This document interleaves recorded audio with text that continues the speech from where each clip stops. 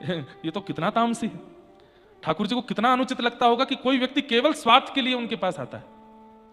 हर दिन आपके द्वार पर एक व्यक्ति खड़ा है और आपसे कहता है मैं आपसे बहुत प्यार करता हूं। आप कहते हो अच्छा बहुत बढ़िया बात। 2-3 बार आपने उसको अपने द्वार पर देखा, तो 5वीं बार आपने उसको अंदर बुलाया। अंदर आकर के उसने कहा आप बहुत धनवान हैं, मैं इसलिए आपके पास आया हूं, थोड़ा सा धन दे दीजिए, मैं ये काम कर लूं। तो कितनी पीड़ा होगी। 4 बार मैंने सुना था, तब इसने कहा था कि मैं प्रेम करता हूं, और अब ये कह रहा है कि आप धनवान हैं, मैं इसलिए आपके पास। स्वार्थ से मानवों के पास भी कोई आता है तो मानव को अच्छा नहीं लगता, तो ठाकुर जी को कैसे अच्छा लग सकता है। लेकिन इन भक्तों को क्या कहते हैं? तमोगुणी। ठाकुर जी को ये प्रिय नहीं है, तमोगुणी भक्त। उसके बाद आते हैं रजोगुणी। अच्छा, तमोगुणी भक्त का एक लक्षण और है, क्या? ये दूसरे से ईर्ष्या करते हुए ठाकुर जी के पास जाता है। किसी की शिकायत लेकर के या किसी की उपलब्धि से परेशान होकर के इस प्रकार से ठाकुर जी के पास जाता है। उसका इतना भला क्यों कर रहे हो, मेरा क्यों नहीं करते? उसके साथ इतना बढ़िया क्यों हो रहा है, मेरे साथ क्यों नहीं होता?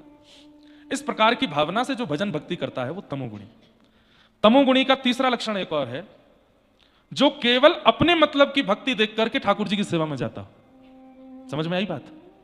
जैसे कई महादेव के उपासक, वो महादेव की उपासना केवल इसलिए करते हैं कि महादेव की उपासना करेंगे तो हमको कुछ जड़ी बूटियां लेने का अनुभव हो जाएगा। ये तमोगुणी भक्ति है, ये तामसिक भक्ति है। ठाकुर जी को ये प्रिय नहीं।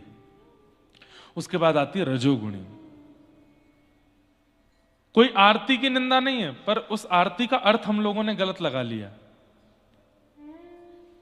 क्या? ओम जय जगदीश हरे, भक्त जनों के संकट क्षण में दूर करे। और फिर उसमें आता है कि हमारे घर के जितने भी दुख दारिद्र हैं सबको दूर कर दो नाथ, तेरा तुझको अर्पण क्या लागे मेरा, आदि आदि ये भावना करते हैं। मतलब ठाकुर जी से मांगते भी हैं, पर इस ढंग से मांगते हैं कि नाथ सब आपका ही तो है, सब आपका ही तो है, आपकी ही तो कृपा है। मतलब तमोगुणी व्यक्ति तो स्पष्ट मांगता है, जैसे रावण, कंस आदि आदि राक्षस। पर सतोगुणी जो है वो मांगता भी है और मांगते मांगते कहता भी है नाथ मैं भी तो आपका ही हूं, ये दुनिया भी तो आपकी है, ये वस्तु भी तो आपकी है, सब आपके लिए ही तो किया जा रहा है।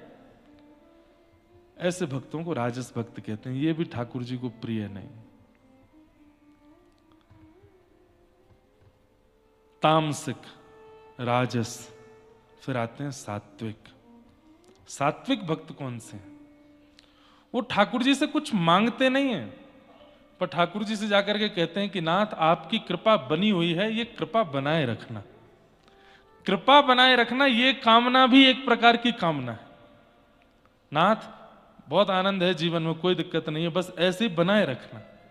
ये सात्विक। अधिकतर हम लोग सात्विक में आते हैं, तामसी भी हो सकते हैं, कुछ पता नहीं, पर सात्विक ज्यादा है। और चौथे भक्त होते हैं निर्गुण, जिनकी चर्चा मैंने एक दिन की थी, जो मुक्ति की भी कामना नहीं करते। कहा करूं वैकुंठ जाए, कहा करूं वैकुंठ जाए। ये कौन है? ये निर्गुण भक्त है। मैं क्या करूंगा वहां जाकर के? जहां नहीं नंद, जहां नहीं यशोदा, जहां नहीं नंद, जहां नहीं यशोदा, जहां नहीं गोपी ग्वाले और गाय, जहां नहीं गोपी ग्वाले और गाय।